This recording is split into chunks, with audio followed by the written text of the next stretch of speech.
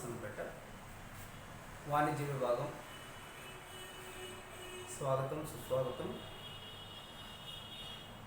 Online క్లాసుల సందర్భంగా మనం ద్వితీయ సంవత్సరం బీకామ్ కంప్యూటర్స్ వారికి సంబంధించి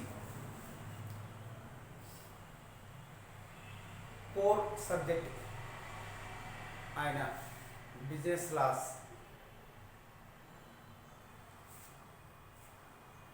ఈ సబ్జెక్టుకి సంబంధించి కొంతవరకు మనం పాఠాలు అలానే నోట్స్ కూడా చెప్పుకోవడం జరిగింది. ఈరోజు సెకండ్ బీకామ్ వొకేషనల్ అండ్ జనరల్కి కామన్గా ఉన్న కోర్ సబ్జెక్ట్ వ్యాపార న్యాయశాస్త్రం. ఈ వ్యాపార న్యాయశాస్త్రంలో ఈరోజు మనం చెప్పుకోబోయే అంశం ప్రతిఫలం.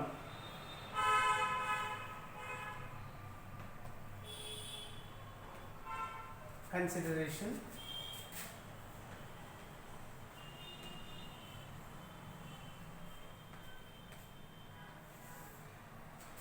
మనకి కాంట్రాక్ట్ అంటే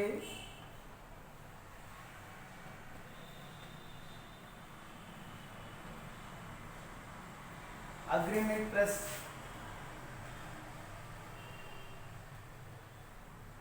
న్యాయాత్మకమైనటువంటి బాధ్యత.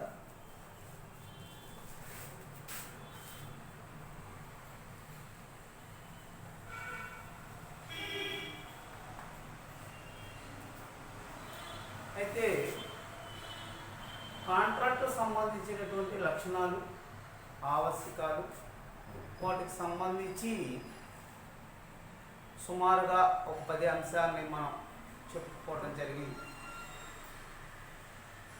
అయితే కాంట్రాక్ట్కి జీవం లాంటిది ప్రతిఫలం అన్నమాట. అంటే ప్రతిఫలం అనేటువంటిది కాంట్రాక్ట్ ఆవశ్యకాల్లో ప్రధానమైనటువంటిది.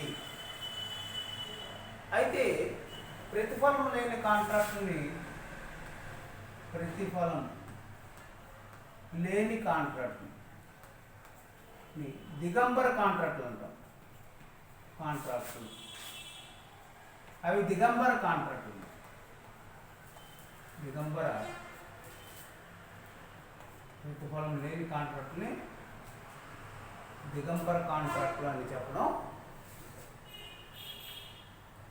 అసలు ప్రతిఫలము అంటే ఏంటి, ప్రతిఫలం తాలూకా ఆవశ్యకాలు ఏంటనేటటువంటిది ఈరోజు మనం చెప్పుకుంటాం. ప్రతిఫలము అంటే ఏంటి?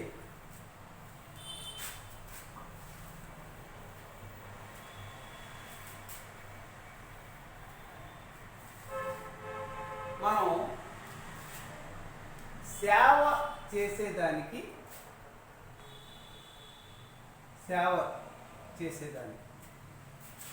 తీసుకున్నటువంటి బదులుగా తీసుకున్నటువంటి నగదు రూపంలో కానీ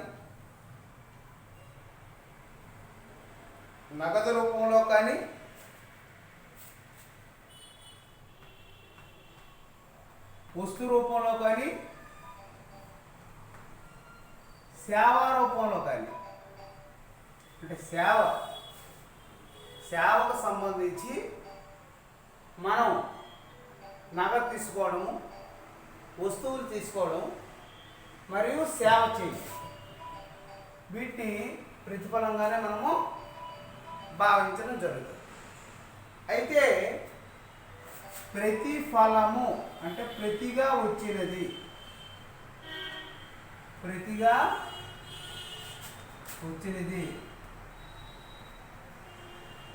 బదులుగా వచ్చినది,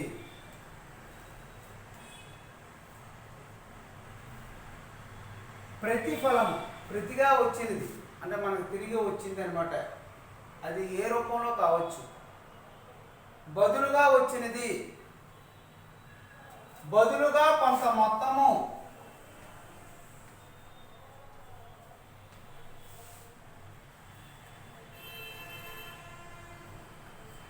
దీన్నే మనం టెక్నికల్గా క్విడ్ ప్రోకో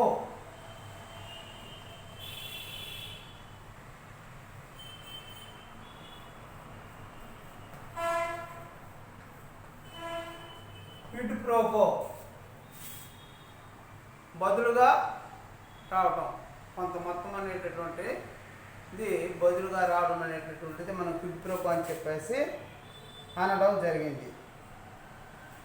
అయితే క్యూరీ వర్సెస్ మిసా అనేటటువంటి ఇంగ్లీష్ కేసులో క్యూరీ వర్సెస్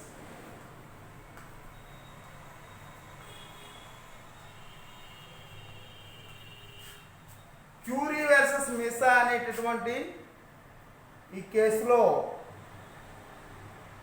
ప్రతిఫలం అనేటటువంటిది ఒక పార్టీకి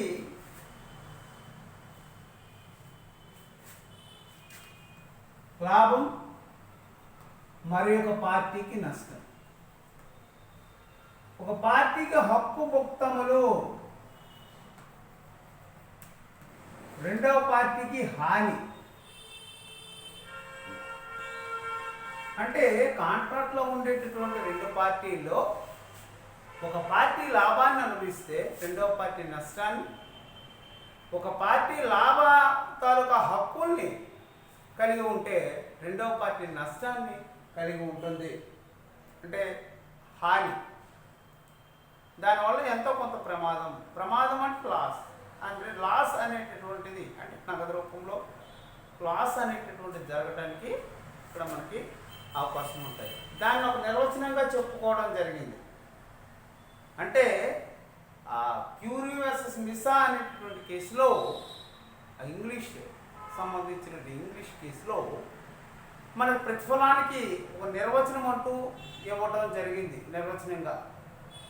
ఆ నిర్వచనం ఏమిటి అంటే కాంట్రాక్ట్లో ఉండేటటువంటి రెండు పార్టీల్లో ఒక పార్టీకి లాభం ఉండేటట్లయితే రెండో పార్టీకి నష్టం. అంటే ఇది లాభం ప్రతిఫలము, అది నష్ట ప్రతిఫలం అండి. అంటే లాభం అనేది మైనస్లో. ఒక పార్టీకి హక్కు భుక్తాలు ఉంటే ఇంకో పార్టీకి ఏముంటుంది, హాని అనేటటువంటిది ఇంకో పార్టీకి ఉండదు. ఇది ఫస్ట్ కేసు కింద క్యూరీ వర్సెస్ మిసా అనేటటువంటి కేసులో చెప్పడం జరిగింది. పొలాక్ అనేటటువంటి గ్రంథకర్త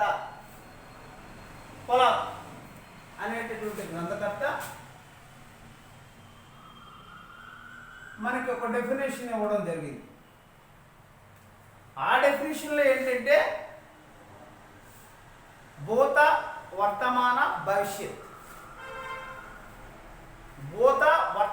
భవిష్యత్ సంబంధించినటువంటి ఒక రకమైనటువంటి డెఫినేషన్. ఒక పార్టీ వేరొక పార్టీ యొక్క ప్రామిస్ పొందటం కోసం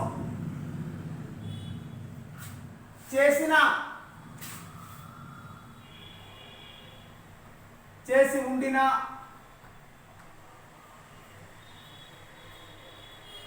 చేస్తానన్న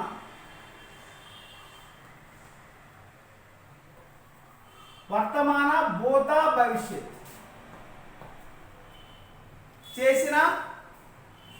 చేసి ఉండిన చేస్తానన్న తర్వాత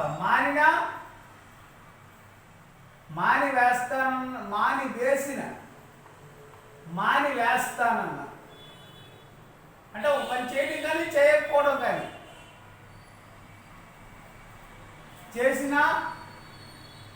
చేసి ఉండినా చేస్తానన్నా మాని వేస్తానన్నటువంటి పని సంబంధించినటువంటి ప్రతిఫలం. ఇది రెండు నిర్వచనాలు తెలియచేయడం జరిగింది. నెక్స్ట్ భారత కాంట్రాక్ట్ చట్టము 1872 సెక్షన్ 2D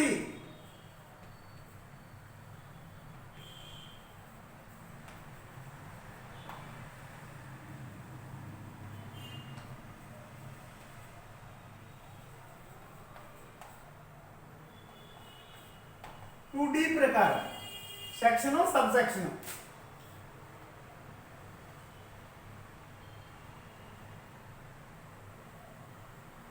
సెక్షన్ ఇది సబ్ సెక్షన్.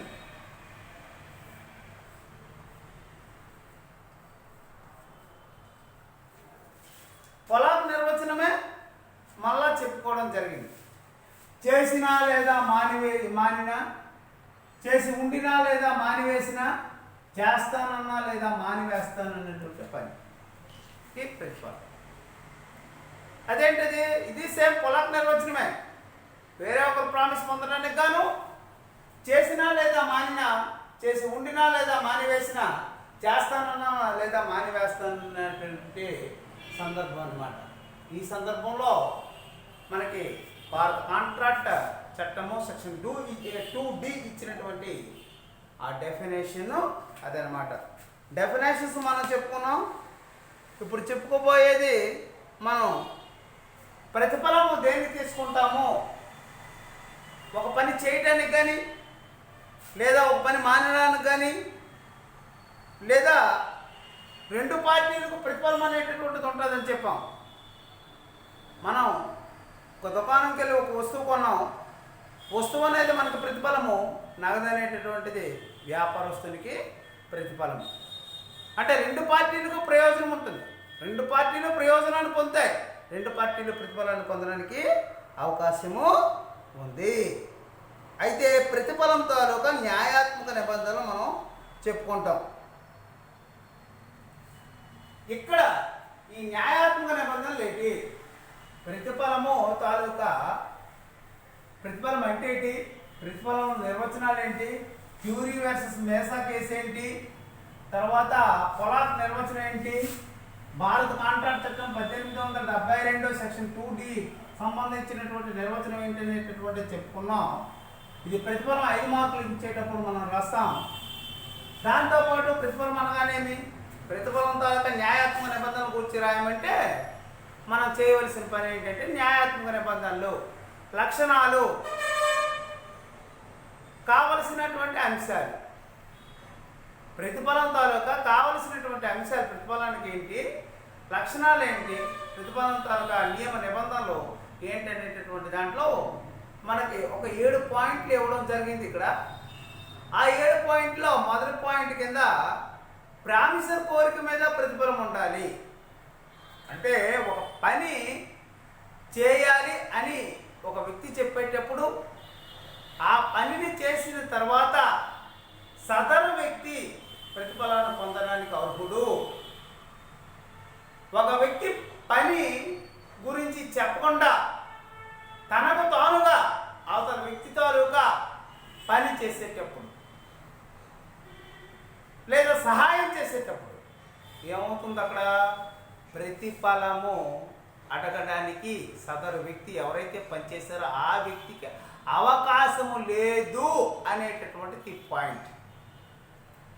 ఇక్కడ వాళ్ళు కూడా ఉదాహరణ ఇవ్వడం జరిగింది. మనం మామూలుగా ఇప్పుడు టీవీ అనేటటువంటిది ఇంట్లో రిపేర్ అయిందని చెప్పి మనం తీసుకెళ్ళి ఈ రిపేరు చేయమని మనం చెప్పినట్లయితే ప్రతిఫలం పొందడానికి అతడు అర్హుడు. కానీ అతను మనకి ఫ్యామిలీ ఫ్రెండ్ అవ్వచ్చు.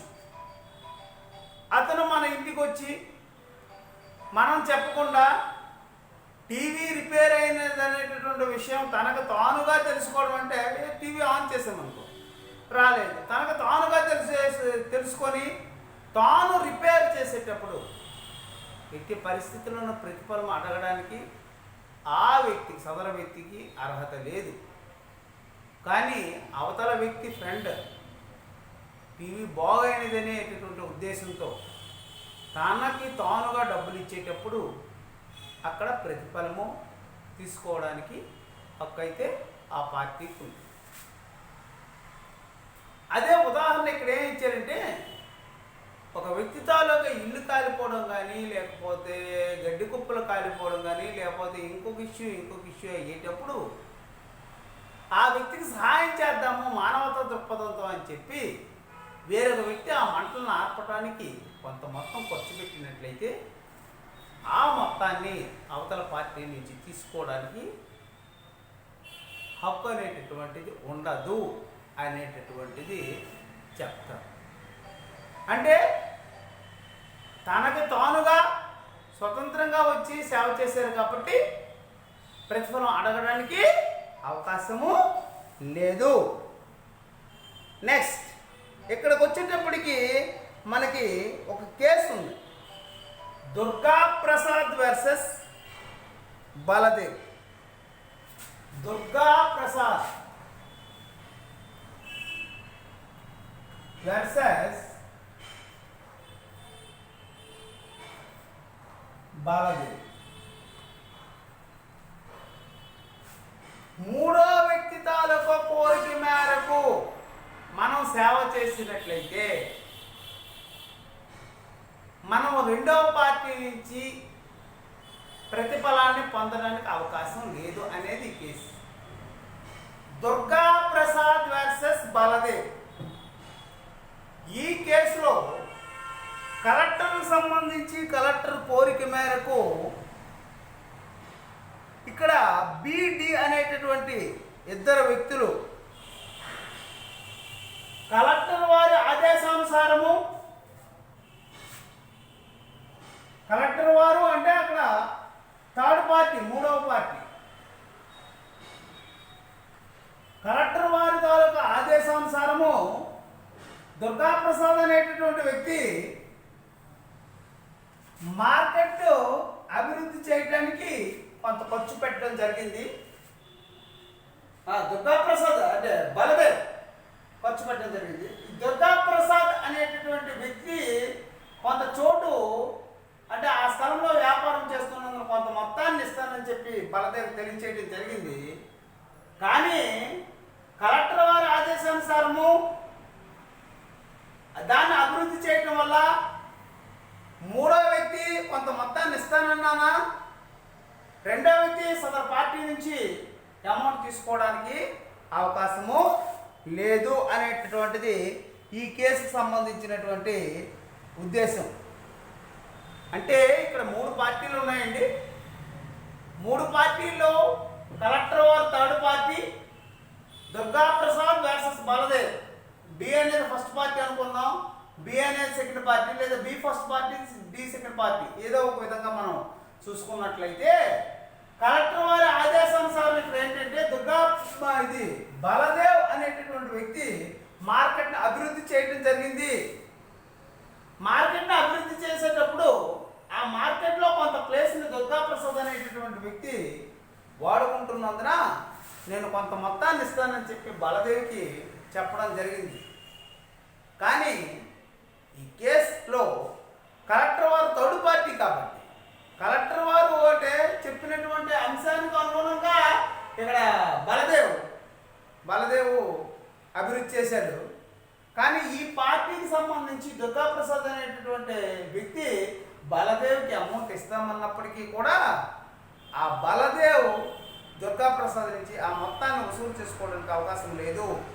ఎందుకనగా ఈ కలెక్టర్ వారి తాలూకా ఆదేశానుసారమే మార్కెట్ని అభివృద్ధి చేయడం జరిగింది అనేటటువంటిది. నెక్స్ట్ వచ్చేటప్పటికి రెండవ పాయింట్కి వచ్చేటప్పటికి ప్రతిఫలం అనేటటువంటిది ప్రామిసీ లేదా ఇతర వ్యక్తి నుంచి కూడా రావచ్చు. ప్రతిఫలం అనేది థర్డ్ పార్టీ నుంచి మనకు రావచ్చు. ప్రతిఫలం ఎవరైనా సరే మనకి ఇవ్వవచ్చు అనేటటువంటిది. సేవ చేసినందుకు గాను సేవను పొందిన వ్యక్తే కాకుండా అతను ఆదేశానుసారము మూడో వ్యక్తి కూడా ప్రతిఫలాన్ని మనకి చెల్లించవచ్చు అనేటటువంటిది.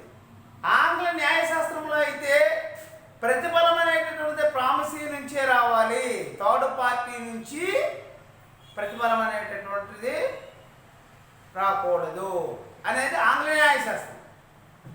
భారత న్యాయశాస్త్రానికి అనుగుణంగా ఇప్పుడు ఏంటి, ప్రతిఫలం అనేది థర్డ్ పార్టీ నుంచి కూడా రావచ్చు. ప్రతిఫలం అనేది థర్డ్ పార్టీ నుంచి కూడా మనకు రావడానికి అవకాశము ఉంది. దానికి ఒక సందర్భంలో కేసు ఇవ్వడం జరిగింది, చెన్నయ్య వర్సెస్ రామయ్య అని.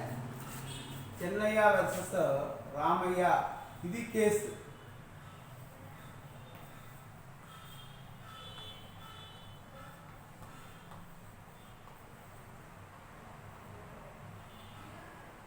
ఇది కేసు చెన్నయ్య వర్సెస్ రామయ్య. అంటే ఒక వృద్ధురాలు తన మనవరాలకి ఏం చేసిందంటే తన తదంతరం ఆస్తిని ఆ మనవరాలకి ఇవ్వడానికి ఒప్పందం చేసుకోవడం జరిగింది. దానితో పాటు చిన్న షరతు ఏంటంటే తన చెల్లెలికి కొంత మొత్తాన్ని ప్రతి నెల ఇవ్వమని రావడం జరిగింది. ఆ చెల్లెలతో ఈ మనవరాలు కాంట్రాక్ట్ చేసుకోవడం కూడా జరిగింది. అయితే తదుపరి కొంత సమయం అయిన తర్వాత ఈ వృద్ధురాలికి ఇవ్వవలసినటువంటి మొత్తం ఇవ్వడము లేదు. ఒరిజినల్గా అయితే మనవరాలు వృద్ధురాలు చెప్పినటువంటి విషయాన్ని అంగీకరించి తన చెల్లెడికి ఇస్తాననేటటువంటి మొత్తాన్ని ఇవ్వకుండా చేసింది. కానీ ఈ కేసులో ప్రతిఫలం అనేది ఎవరి నుంచి వచ్చింది అనేది కాదు. అంటే తన చెల్లి ఇవ్వలేదు కదా ఆస్తి, కాబట్టి తన చెల్లెలు ప్రతి నెల చేయవలసినటువంటి అవసరం, సేవ చేయవలసినటువంటి అవసరం తనకు లేదనేటువంటి ఉద్దేశంతో ఆ మనవరాలు చేసినటువంటి అంశం అది. అయితే ఆ మనవరాలు చేసింది న్యాయం కాదు అనేటటువంటిది ఇక్కడ. ఏంటి న్యాయం కాదు? ప్రతిఫలం అనేది వృద్ధురాల నుంచే రావక్కర్లేదు.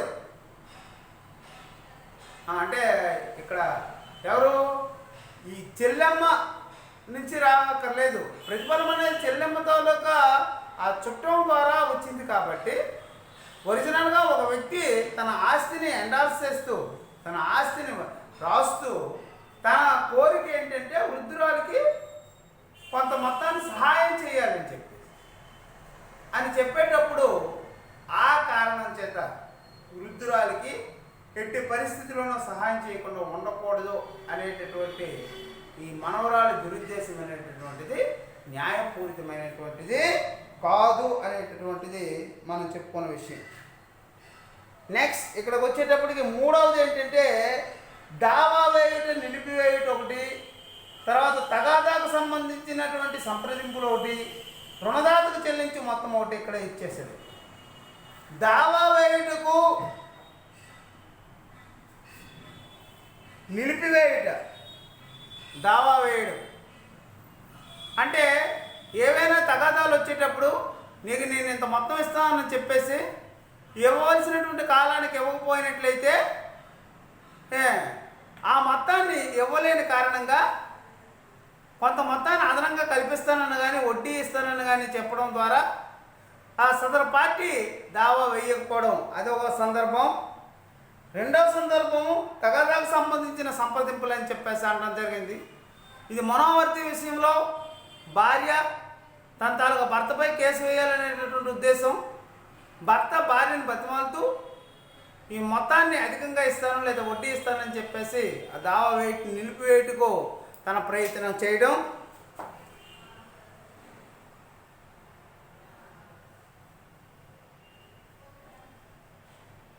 నెక్స్ట్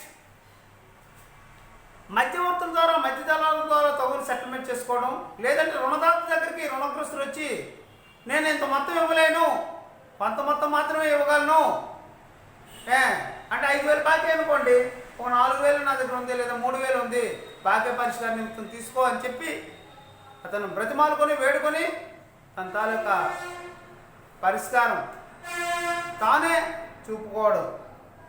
నెక్స్ట్ ప్రతిఫలం అనేది 3 రకాలు: భూత ప్రతిఫలము, వర్తమాన ప్రతిఫలము, భవిష్యత్ ప్రతిఫలము. ఇక్కడ ప్రతిఫలము ఆంగ్ల న్యాయశాస్త్రంలో భూత ప్రతిఫలము, వర్తమాన ప్రతిఫలం, భవిష్యత్ ప్రతిఫలాలు అని కాకుండా ప్రతిఫలం అనేటటువంటిది అక్కడ.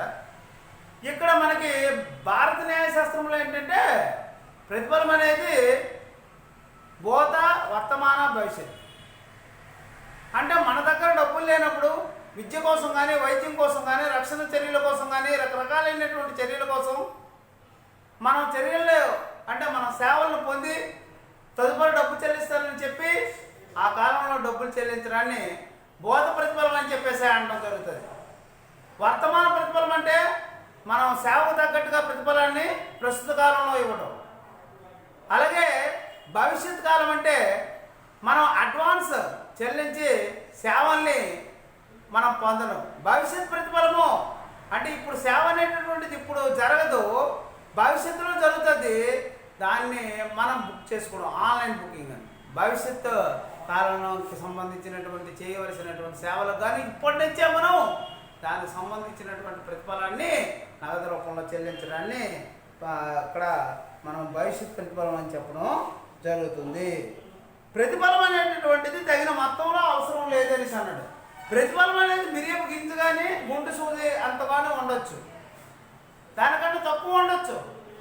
అంటే ప్రతిఫలం అనేటటువంటిది వాస్తవంగా ఉందా లేదా, అంటే ప్రతిఫలం అంటే ఎంత, దానికి ఖచ్చితమైనటువంటి వివరణ కావాలి. ఒక టేబుల్ అమ్మాం, ఆ టేబుల్ మనం ఎంతకు ఒక 1000 రూపాయలు కొన్నాం, అది ఒక 500 రూపాయలు చేస్తుంది అనుకుంటే 500కి మనము అమ్మాలి. అంతేగాని ఆ టేబుల్ని 450, 400, 300 మనం అమ్మితే అది అమ్మిన వ్యక్తి తాలూకు ఇంట్రెస్ట్, కొన్ని వ్యక్తి తాలూకు ఇంట్రెస్ట్, అమ్మిన వ్యక్తి సదరు వ్యక్తికి డబ్బులు ఈజీ అంటే డబ్బులు తీసుకోకుండా కూడా ఉచితంగా ఆ టేబుల్ ఇచ్చేవచ్చు. ఆ టేబుల్ ఖరీదు 200 చేస్తుంది అనుకోండి, 2 రూపాయలకైనా నువ్వు ఇచ్చేవచ్చు. అది ప్రతిఫలం కింద లెక్క అని మనం చెప్పడం జరిగింది. దీనికి సంబంధించినటువంటి అంశం. నెక్స్ట్ ఇక్కడికి వచ్చేటప్పటికి మనకి ప్రతిఫలానికి సంబంధించినటువంటి అంశాలు ఇందిరా వర్సెస్ ముకుంద అనేటటువంటి దీంట్లో ఒక కేసులో మనకి ఇక్కడ ఇవ్వడం జరిగింది.